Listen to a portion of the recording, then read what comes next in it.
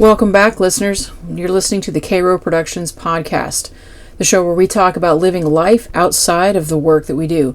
And I'm your host, Kimberly Rotet. And today, I do have a little bit of a solo topic for you, as my spouse is adventuring to Austin, Texas this weekend to ensure that our niece has a proper introduction to Janet Jackson in concert.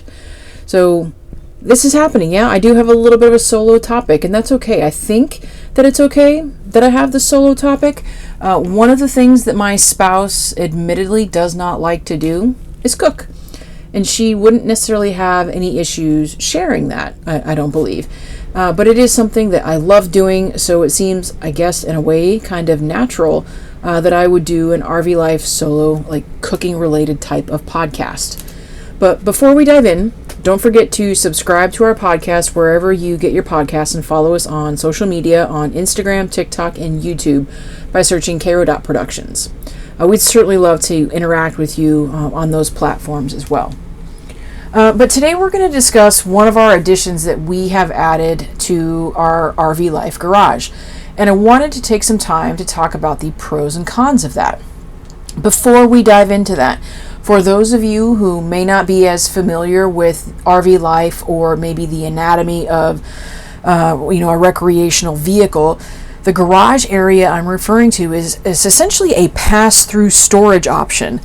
Our previous travel trailer had a pass-through storage from one side of the RV all the way to the other, and our fifth wheel does as well. On this particular rig, it is towards the front of our rig, just underneath the bedroom, which is the quote-unquote upstairs, if you will, in that fifth wheel location of the rig. And honestly, these garage locations, they can vary by RV brand or even model, where the garage or that pass-through storage might be located. But for us, it's a very, it's a good size, kind of a large pass-through storage where I can store the small pellet smoker, the area rugs for the RV patio. I can store a small charcoal and small gas grill in this space. Now, this is just one side, so maybe the door side, if you will, of our fifth wheel. On the other side of the RV, where, that side has the tanks, the freshwater tanks, the hookups, things like that. I have some bins with that can store some of those hoses and such. I always have extra hoses with me, like in a clean bin, and then the different hoses that we have, whether or not they're the black tank or the gray water, they get put in a specific bin with a lid. And then the freshwater hookup connection also gets stored in a separate bin as well.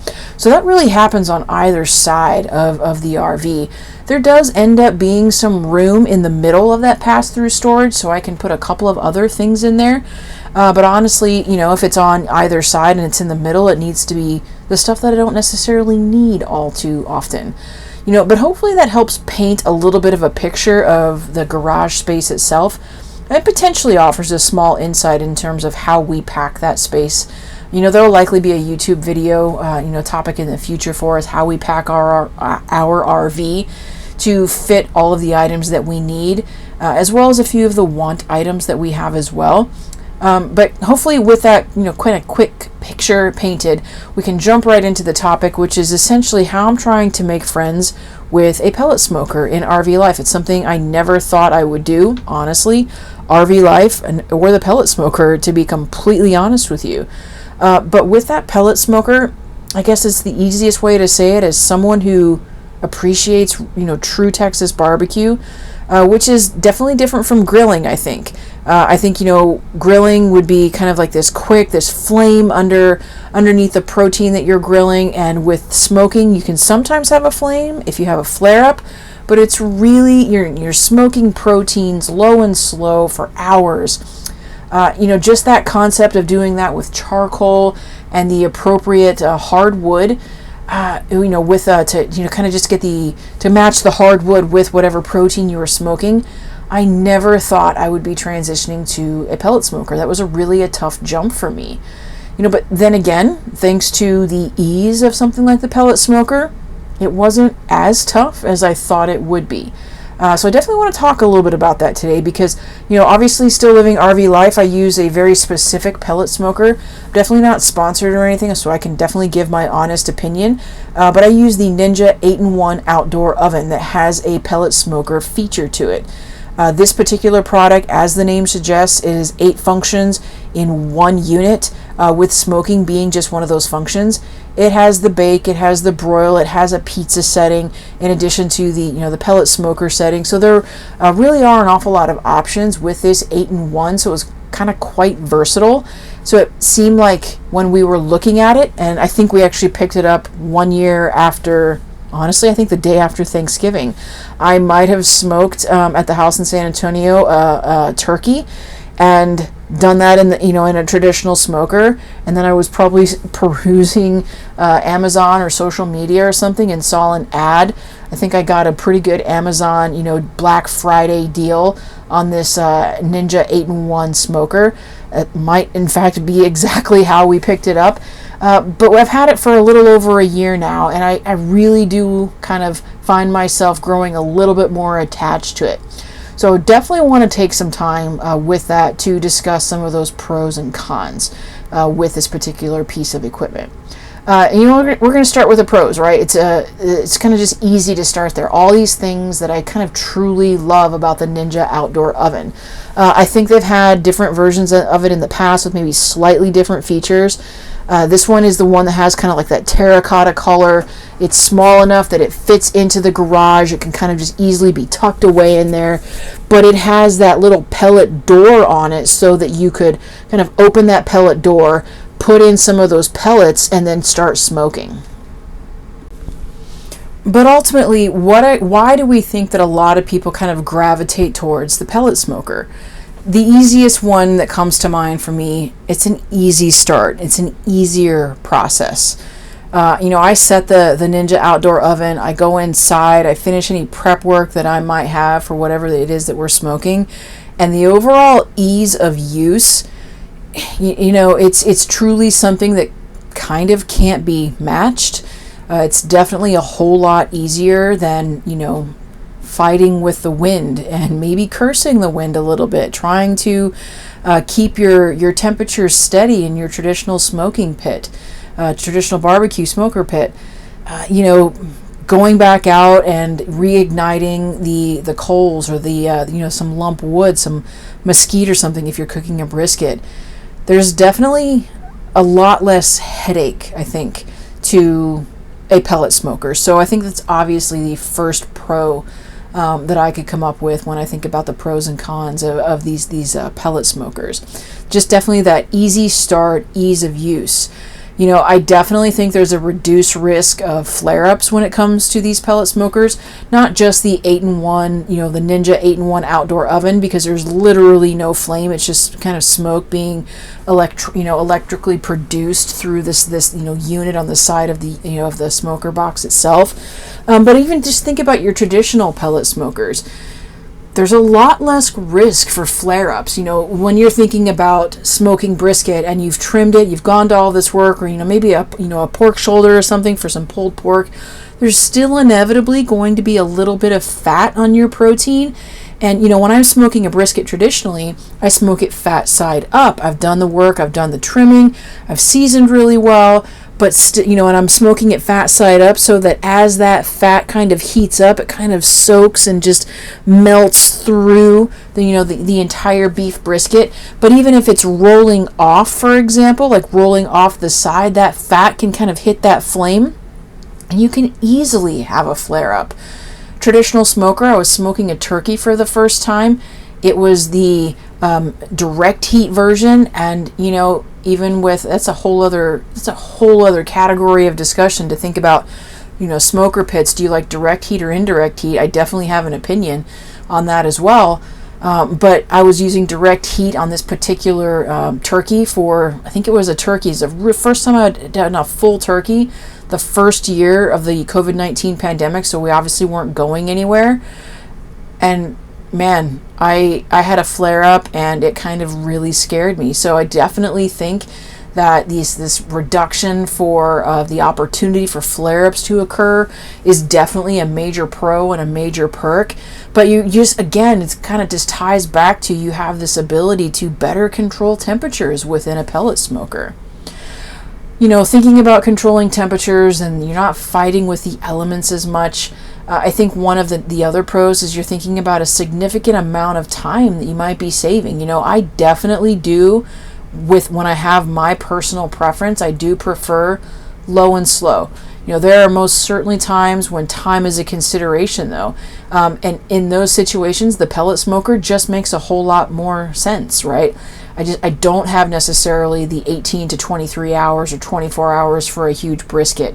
It took me 23 hours to smoke the best brisket I've ever made, and I smoked that brisket probably a handful of years back. I'm a couple years, 2016, so not quite 10 years, about 8 years ago. It took me 23 hours to smoke that brisket, really low and slow. It was huge. We were feeding, all of our family and friends in the San Antonio area, and that was the best brisket I ever made. But it took a really long time and a whole lot of babying, just up all night and kind of monitoring the temperature. Definitely there are situations where time is of the essence. If I was going back and smoking it for our wedding party again, I probably would still choose to use the traditional smoker and put the time and the love into it. Kind of a totally other story, but I think I take after my granny a little bit. When she invited people into her home and she cooked for them, food is love. Food is a way you show people that you care about them. I choose, maybe they don't really know this or don't necessarily think this, but I choose to believe that the people that I serve food to recognize the labor of love. And anyone who knows anything about, traditional barbecue and, brisket, and for that matter, because I'm talking using brisket as a pretty good, recurring example here, but just understand the true ins and outs of what smoking protein is. They know that it comes with an awful lot of challenge and a lot of factors that aren't always in our control. So that when you do, put together and create a really good end product, I choose to believe that people recognize that there's a labor of love that goes into that, and hopefully they can kind of feel that, or hopefully taste that within the food that you're providing. You just don't always have that kind of time. So definitely when time is of the essence, I think the pellet smoker is probably a really good way to go. When we first got this Ninja 8-in-1 pellet smoker, I tried a brisket flat. I was looking for either a point or a flat. And I went to the local store here. I didn't actually go to my favorite meat market because they would have had a very large brisket and a really good price and a prime brisket. And I was going to have to figure out a way to make both of those or cut it and freeze the other half. I'm not necessarily a fan of freezing the brisket ahead of time. I like to time my purchase of it in conjunction with being able to then trim it the next day, to season it that day, to sit it overnight so that I can, get after it the day after that. And I just didn't want to do that with this particular brisket, so I ended up just going to the local grocery store and purchasing what they had on hand there, which was a brisket flat. Don't get me wrong, it turned out really well. It was really good in a pinch. I didn't quite have the same flavor profile, the same taste that I was going for. And some of that could have been due to the fact that I didn't actually find mesquite pellets. I did go to my local, barbecue store here. They do sell pellet smokers there, although I know they prefer, just like me, they prefer the actual traditional way of smoking a lot of proteins. But, for a lot of people, and because they know they're going to jump on that train too, they know that it's going to sell, these pellets are going to sell, they're going to try to create a product that works really well for the pellet smoker. And they had a multitude of pellets there. I picked up one, I think it was called the Championship Blend. Apparently somebody from Pro Pit won an award on a pellet smoker with this blend. So I thought, I'm going to start there. I have since been able to diversify my pellet choices a little bit. I don't use that Championship Blend for everything I've put in the pellet smoker. So I think this is one of those other pros too. I can find an awful lot of diversity, just like I can find an awful lot of diversity within the wood chunks that I'm using for certain proteins. I can still find an awful lot of diversity in the pellet choice. These pellets are obviously a lot smaller than the wood chunks. I will say though, from experience, that I don't like purchasing the huge 20-pound bag of pellets. The Ninja 8-in-1 likes to tell you that they want you to use their Ninja brand pellets. I don't want to buy those because they're ridiculously expensive. But doing some additional work, and as long as you're keeping your pellet smoker and your pellet box really clean after every use, you can get away with using some non-Ninja brand pellets. So I ended up going online. I'll see if I can try to remember to leave a link in the description somewhere, but I ended up going online and I found these were called Kona pellets, and they came in a 4-pack, and they have been pretty good. I've really enjoyed kind of experimenting with those. And some of the different things that I've made. So again, just that ease of option with the pellet smoker. You're not necessarily losing anything when it comes to some of the versatility in that regard. But speaking of versatility, I think the other thing particularly is the Pro for the Ninja 8-in-1 that I'm using. Like I said, it's 8-in-1. I love, for example, the fact that it's also a pizza oven. It came with a pizza stone and the ability to make some pretty good homemade pizza. With the means to control that temperature for consistency. There are different levels for your pizza making options, to the thin crust to the thicker crust, kind of trying to mimic that wood fire. Obviously, there's not really any fire, so it's a little bit difficult, but it came with a good quality pizza stone that you're able to produce some pretty good products with. But that versatility component, that it's not just the pellet smoker, it's not just the pizza maker with 3 different types of settings. It's the broil setting, it's the bake setting, and then, obviously the smoke setting too. So there are a lot of different options that you have with this, making it one of the more versatile pieces of cooking kit that I have for here in RV life. Now, the other thing I think that is probably a little bit of a pro for the Ninja 8-in-1, that's probably a con for a lot of the pellet smokers, the size of traditional pellet smokers. There's really no way I'd be able to break down a traditional sized pellet smoker to be able to kind of just store that in the garage. At least this Ninja 8-in-1, it's probably, I would say, about 3 shoe boxes in terms of size. It has a nice little corner in the garage that I can kind of put it in there and kind of pack other things around. So with that extra versatility and the fact that it just kind of fits into that little garage there, it works out quite well.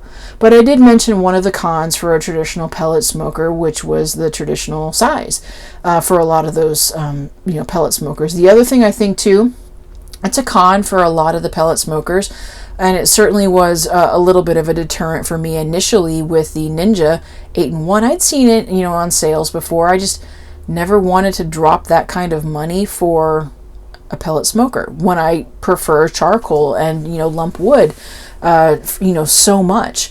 But it's not always as easy to kind of haul that stuff around either in an RV. I mentioned that I do have in that garage unit, I have a little charcoal grill in there, but that's not really ideal for smoking. Have I smoked a small brisket flat on it? You bet I have. But it was a little bit of a challenge when you're taking the chimney smoker out and kind of doing kind of getting those coals and those small wood chunks up to par again, so you can take the the beef brisket point or flat off of the grill, and you're taking the the grate up, you're pouring everything in, you're regulating the temperature, and then you're putting it back on. It wasn't quite as seamless. I did it and it worked out kind of well, and if you're patient you can certainly handle it. But thinking about grills, the size of a traditional pellet smoker, and honestly to a certain extent even the Ninja 8-in-1, it's almost a little bit bigger than what I really want to commit to in terms of space, but because it does fit kind of nicely in there, I tend to make it work. But definitely size of the traditional pellet smoker is definitely what I would consider a con. The expense, the cost of these things is definitely something I would also consider a little bit of a negative. The fact that it also requires electricity, in living RV life, that can sometimes be a frustration, particularly, if you think about rationing wattage, I'm plugged in right now, so I don't necessarily have to worry about that. But let's say I was not plugged in somewhere super reliable, I wouldn't be utilizing, the Ninja 8-in-1 to, if I was boondocking, for example. And when I use it outside, I have to plug it into one of the inverted outlets, so I'm pulling from the solar. If it's a nice day outside, I don't have to worry about it too much. If it's, a little bit overcast, there was a time when it pulled a little bit more energy than what I was happy with. And then I think it even tripped an inverter for that particular, with that inverted outlet, and I needed to kind of come back and reassess some things. So on a nice sunny day, not a problem at all, because I'm using an inverted outlet outside. Could I run a cord from inside outside? I could. It's not nearly as neat and clean and tidy, but it's something I could easily do. But the whole idea with that is one of the cons. And even some of those traditional pellet smokers, you got to plug that in somewhere. And that's not always as convenient, particularly for me in this particular situation when we're thinking about living RV life. And when I think about higher temperatures outside too, I'm definitely, like I said, I'm plugged in right now. I don't necessarily want to have a whole lot of a higher energy draw when I'm thinking about being plugged into a service and wanting to ensure that, the 50 amp rig is getting all the energy it needs to run the multiple air conditioners in the rig. I don't necessarily want to be pulling away from the wattage that we do have, because even on those really nice days or it's really sunny outside, it's still pulling an awful lot of energy from the inverted outlet with the solar, and then tapping into the energy from just being plugged in, and it's overloaded a couple of times. So it's definitely something I have to be cognizant of. I will say probably the most times that I have used the Ninja 8-in-1 were during the quote-unquote winter months. Anytime from September through, I was still using it even deep into April, when it was just really nice outside. There was always a breeze. I didn't necessarily have to worry too much about the AC running all the time and kind of sucking all the wattage for that. Things like that are definitely a consideration when you live RV life, and the fact that the Ninja 8-in-1, but honestly just the pellet smokers in general, sometimes, an awful lot of times, require some electricity. Not necessarily one of my favorite ways to cook protein products that way. The other thing when I think about the pellets, while they're kind of versatile in terms of the flavoring that you can use as well, they're a little bit more expensive than, say, lump charcoal usage. So that's definitely a factor as well. Not necessarily something we're overly concerned about, but it's definitely something we've noticed. And if we can't find the versatile options in terms of those flavors within some of those smaller bags, I really don't like purchasing the bigger bags. But the bigger bags are where you get more bang for your buck. But again, I live RV life. I don't necessarily need a 20-pound bag of apple pellets because I smoked some chicken not that long ago. I do have one. It's in a little bit of a bin. I went to Walmart into the pet section and got one of those dog food with a containers with a lid, a kind of a little like a lockable lid, and I kind of got that and cleaned it out and ended up putting the empty pellets in there, or the unused pellets in there, and I still have a considerable amount to use. So I do want to save money and buy that bigger bag, but I also don't necessarily want to store that bigger bag, so it's a little bit of a trade-off when you think about the pellets. The other thing, if we're kind of really then going to taste, I did not necessarily feel as if the pellets themselves imparted as much flavor as, say, lump charcoal, as well as, I'm going to use brisket as an example if I'm using mesquite. If I'm, smoking chicken or something like that, I'm using like an apple, something along those lines. I'm not quite getting as much of that smokiness flavor. I definitely notice, like, when you smoke a brisket on a traditional, smoker pit, and you've gone low and slow, and you've really watched your temperature, you're going to see that pink ring when you cut into it around the exterior of the meat next to the bark. That's called the smoke ring. There is not nearly as much of a smoke ring with the pellet smoker. Part of that could be because of the time saving that you have. You just didn't have as much time to impart that smoke flavor. I think that's probably a big part of it. But one, you're not kind of getting that smoke ring, which tells me there's not as much flavor from the pellets, and the smoke being imparted into your protein. That takes away a little bit, for me at least, from the taste. So we went through a couple of pros and cons, right? So we went through a couple of pros and cons. There's probably a few more out there. I'm sure that other people who have kind of really dove into the pellet smoker, definitely leave me some comments within this. I'd love to hear about some of the successes you've had with this. But even those pros and cons, and even with those cons, let me just kind of go back and say, it really has served its purpose. I do want to talk kind of quickly about some of the things that I have made that I really liked doing in that pellet smoker, even if it wasn't quite as good as what I have made in the past with a traditional smoker. It still was really good and still, served its purpose and worked out really well, and kind of a really nice mini luxury, if you will, when you think about RV life. I mentioned I did that brisket flat, right? The 8-in-1 oven is not huge, so it wouldn't necessarily fit a regular size brisket. The brisket flat is what they happen to have at the store. And, I'm a true Texas transplant Texan, so brisket was one of the first things I needed to try in that smoker, and that's what we did. And it was one of the first things I did was kind of go to that Pro Pit store, that shop here locally, and I've looked for the pellets that were used in the barbecue competitions. And I definitely have some thoughts on those pellets for sure. But once I found one that, people said that was a really good for a pellet smoker, I'm like, we're going to give it a go. And I smoked that brisket flat low on 250 for about 5 to 6 hours. It just didn't take nearly as long, obviously.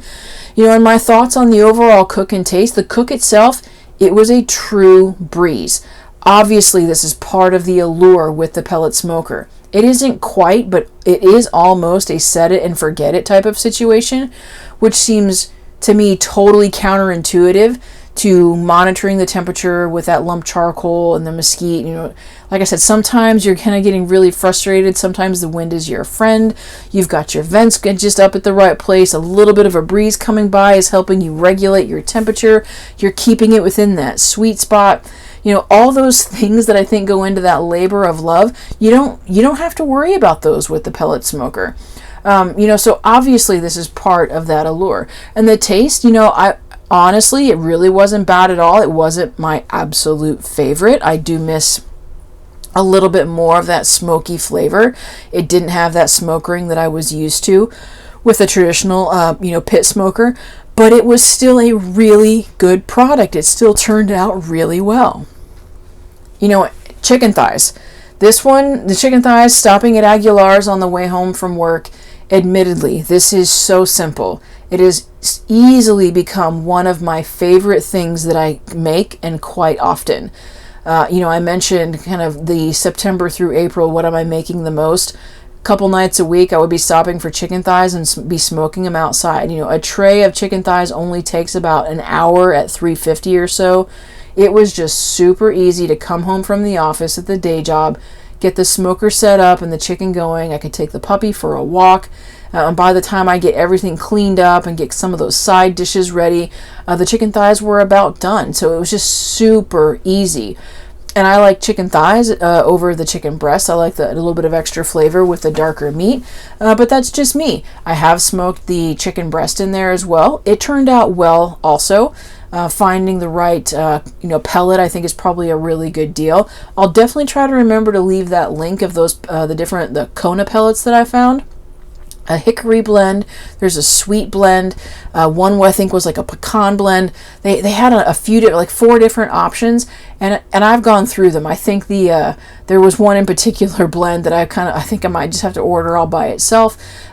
But I've really enjoyed using them, and it was for things so simple like these chicken thighs. It just kind of became a go-to a couple nights a week. So honestly, when it comes to the chicken thigh, like about an hour, I sincerely, I couldn't complain about that. It was so good. And whether I was using those chicken thighs to kind of throw over the top of a salad, or if I was making tacos, sometimes I was just smoking chicken for, vegetables and rice, because then when the, chicken was about halfway done, I could put some, put some vegetables in some foil with some olive oil and veggie sprinkles, throw them in too, and they would just get done and warmed through just enough to eat with it, as a side. So when I was trying to be a little bit healthier, still trying to do those things, but, I would do those types of things a couple nights a week, and honestly, it became a real favorite. So I even more so than brisket, I think the chicken thighs are my favorite in the pellet smoker. I have tried smoked tilapia, and I'll definitely try to leave that recipe as well. Wasn't really sure how that would go. Thinking about utilizing some tilapia with a little bit of Old Bay and a little bit of this lemon juice, fresh lemon juice, and letting it go in there for, it wasn't very long at all. I think the recipe I was trying to follow said about 2 hours. It didn't quite take that long, but it was just kind of really good. Went really well with a side of rice, so that was also a really good recipe. I did a fun one too, as luck would have it, not so great luck, but I was by myself for the weekend of the Super Bowl. My spouse was coaching a debate tournament all day on Saturday. And there are a couple of those weekends throughout the course of a semester, either the fall or spring semester, usually about 2 weekends where there's something going on and one of us isn't traveling. It just so happened to be Super Bowl weekend was that weekend. There was a huge debate tournament going on. So I was trying to make the best of a not so fun situation. Well, one, it was just it was a weekend that I didn't get to see my spouse, but it also happened to be Super Bowl weekend, right? Now, granted, a Super Bowl weekend, Sunday night, somebody would have been traveling, and that's not always great when you can't watch the game together, but I was just trying to make the best of a not so great situation, and I said, I want to try something I've never tried before. I have smoked turkey in a traditional pit smoker, but I wanted to try turkey legs, kind of like the ones you get at the Renaissance Fair where you just kind of like, you see people walking around with them and there are these huge turkey legs. But I was going with turkey legs and armadillo eggs. So I found a recipe, then I kind of altered a little bit to kind of make my own. I'll try to remember to leave a link to that particular recipe within the description as well. But I was making these turkey legs, and then I was working with these armadillo eggs. And if you're not familiar with armadillo eggs, it's essentially, think about say like a stuffed cheese stuffed jalapeno. So you're opening up a jalapeno, you're kind of coring it out, you're stuffing this cream cheese in it, but then you're wrapping it in sausage. Now, this was not at all healthy. The turkey legs, smoked turkey legs, not necessarily terribly unhealthy. Turkey's pretty lean. Even the darker meat was probably better than obviously the sausage of the armadillo eggs. But with those armadillo eggs, once you get the cheese kind of stuffed into these jalapenos, you're wrapping it, or you're not wrapping it, but you're putting it like in an egg form with this sausage kind of just encasing it. You're making and molding a shape of an egg, and then you're wrapping bacon around it. Like I said, not healthy. But I was like, you know what? I worked out a couple of times that weekend. I was intentionally kind of working my way up to this really great meal for the Super Bowl. Not that I had a stake in the game in terms of who won or lost. I think I got bored before halftime and turned it off. But dinner was really great. So I've made several things in this smoker, some of which turned out really well, some of which didn't necessarily turn out all that great. I've had some success with pizza. The Neapolitan type of pizza with the real thin crust I haven't had as much success with, so I'm still trying to figure that out, but that's where that pellet smoker is getting all the way up to 700 or 800 degrees, and it's not in there for very long sitting on that stone. We definitely like to use naan, naan bread. That's like saying bread, but you guys know what I mean. We like to use that naan bread and kind of make pizzas with that. And for the most part, utilizing the pizza stone within that Ninja 8-in-1 pellet 8-in-1 oven, and it's on that pizza setting, then we can really kind of get into a pretty good pizza that way. So we've definitely experimented to definitely try to utilize our, not just a pellet smoker. So I think, again, if I had to tie it back to what's the biggest pro, thinking about RV life for us with this particular product, it was the versatility, and it was the ability to have, something smoked that kind of reminded us of all the times we were living in our sticks and bricks in the house with the backyard and the pool that we love so much. And it was a Saturday, and I would put something in the smoker, and it would make the neighborhood smell amazing. And then dinner time rolled around, and it was ready to go, but we'd been outside working. We kind of then were able to cool off and take a dip in the pool. We can kind of reminisce a little bit about that life that we had before. We don't miss it too terribly much because we know we've got these other plans. If you guys listened to the last podcast, you kind of had an opportunity to learn a little bit more about that. But we were really enjoying it. So we're definitely utilizing this product, hopefully to its fullest. Definitely want to think though about if you guys have some, other really great ideas for RV life and pellet smokers. Maybe you own one of the, the Ninja 8-in-1, outdoor ovens. Share those recipes below. If you got some great links to videos and things, share those as well. We are really embracing and continuing to embrace RV life. But again, kind of goes back to this notion of finding ways to live life outside of the work that we do and just really enjoy it.